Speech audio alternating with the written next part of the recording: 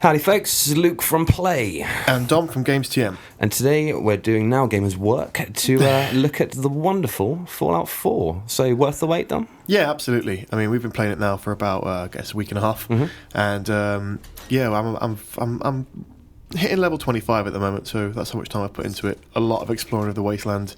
Main quest is great, but that's not what people play Fallout 4, Wait, you've played the main quest? As much as you do in these kind of games, right? Yeah. I think we're both at the stage where we've no spoilers and stuff, but well.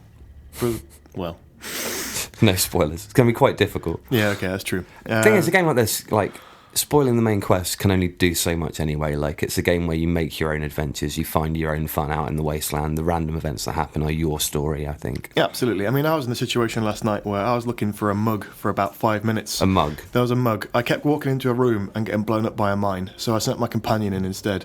And the reason I was going into that room was to find a ceramic mug and an aluminium can that I needed for an upgrade. My companion went in, blew up the mine, and the mug flew off somewhere into the wasteland, and I spent 5 minutes like scrapping around on the floor looking for a bloody mug. That's amazing. That's the story, right? That sticks with me more than... I mean, I had a friend walk into me while I was playing it, and she just sat down and watched me for 5 minutes, like, why are you collecting like 6-7 toasters? It's the end of the world.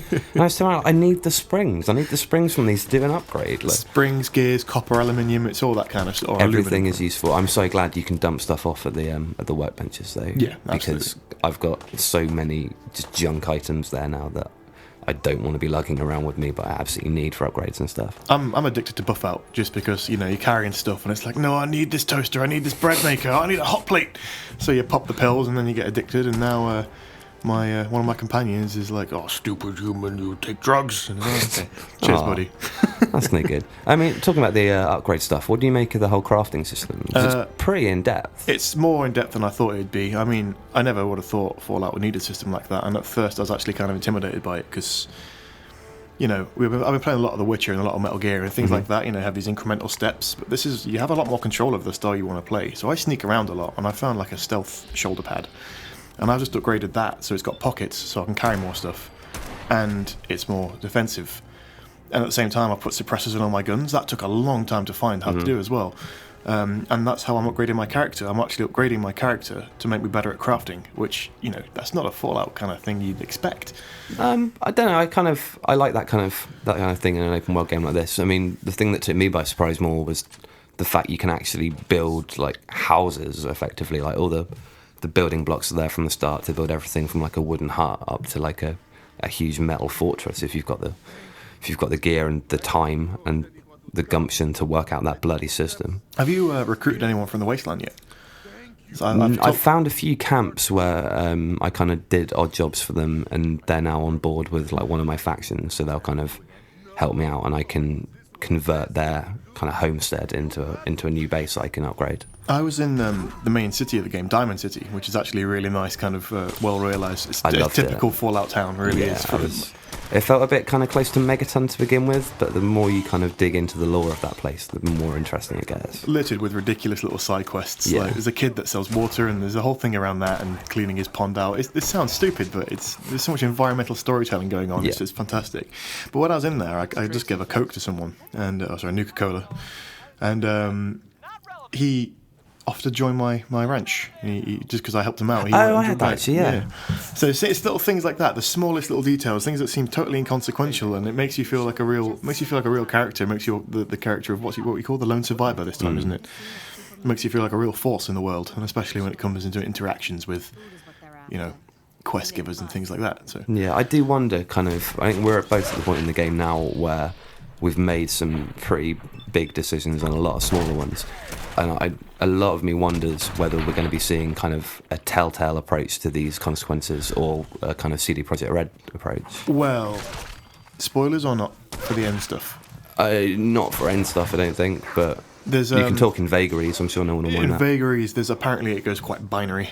Really? Yeah, that's what it's been confirmed by Todd Howard. Okay, I mean, it's to be expected, really. It's a huge game. In a game like this, it's not about the destination, it's about the journey, right? Surely. Yeah. Like, everyone's going to have a different journey. I've got 2 sets of power armor set at home in my thing, and that's what my quest is right now. It's not a quest that anyone's given to me. I'm just looking for bits of power armor to make this behemoth Goliath thing that I can go and go berserk with. Yeah, so. I mean, the power armor, again, that's an interesting point as well, because a lot of Fallout 3 was kind of, you see the power on the box and it's something to aspire to, whereas, again, no spoilers or anything, but in the first hour or so, even if that, it's like the first main minutes. story mission, isn't it? You get a suit of power armor, and it's cool, it's empowering, but it feels like it's blown its load too early almost. Like it does, but then also you realise how they give you resources and how limited you are in the use of the power armor and the weapons. There's no weapon degradation, but ammo I found is a bit more scarce than in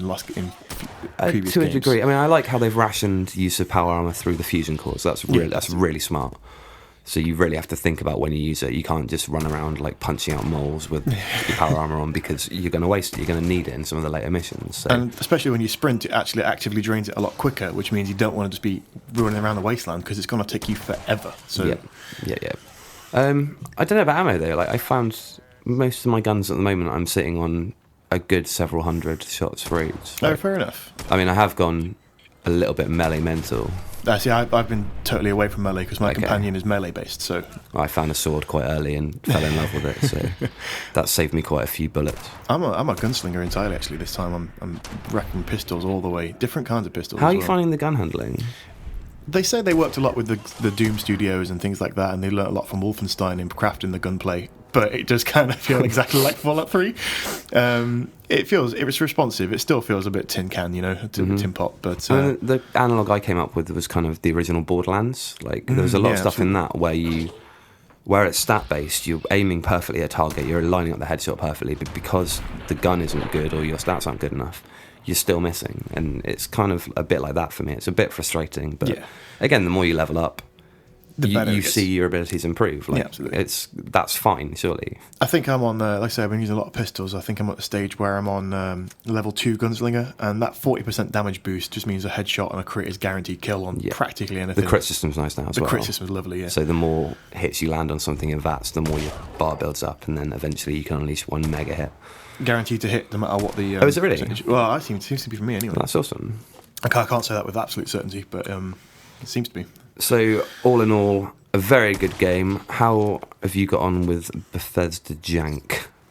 Because that's the thing. The jank is real, let's be honest. It's a Bethesda game. It's always going to glitch and it's always going to have some graphical bugs, but it doesn't matter to me, not really. I've been locked out of a room, actually, in a quest that kind of frustrated me a little bit. And there has been a couple of times where my companion has killed me, and I disagree with how that happened.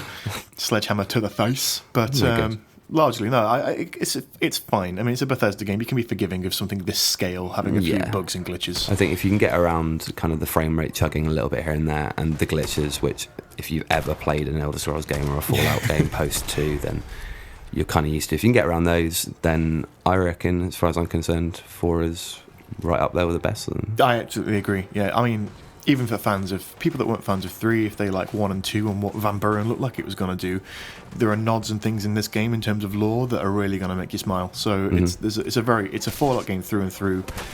It's taken the best bits of Bethesda, Obsidian, and Avalone's and Fergus Carts, all those guys' games, and it's made a really good, satisfying beast out of a lot of them. Yeah, I agree. Right, thanks for tuning in, guys. Now go play Fallout.